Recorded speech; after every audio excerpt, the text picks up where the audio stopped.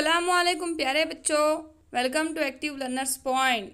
तो आज की इस वीडियो में हम सीखेंगे जमात अव्वल की नज़म नंबर 1 हम्द। तो चलिए शुरू करते हैं।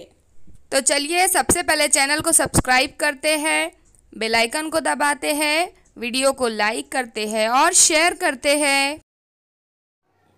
हम्द।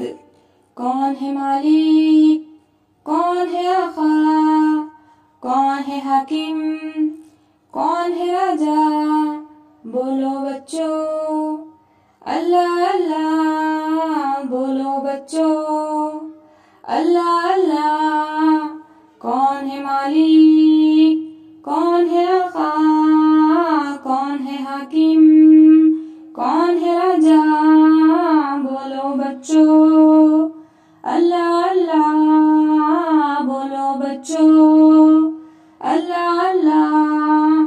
चला रहा है कौन हवाएं, उड़ा रहा है कौन घटाएं, बोलो बच्चों अल्लाह अल्लाह, बोलो बच्चों अल्लाह अल्लाह। चला रहा है कौन हवाएं, उड़ा रहा है कौन घटाएं, बोलो बच्चों अल्लाह अल्लाह, बोलो बच्चों अल्लाह अल्लाह। कहो कौन बादल बरसाए, कौन जमीन से अनाज उगाए, बोलो बच्चों अल्लाह अल्लाह, बोलो बच्चों अल्लाह अल्लाह।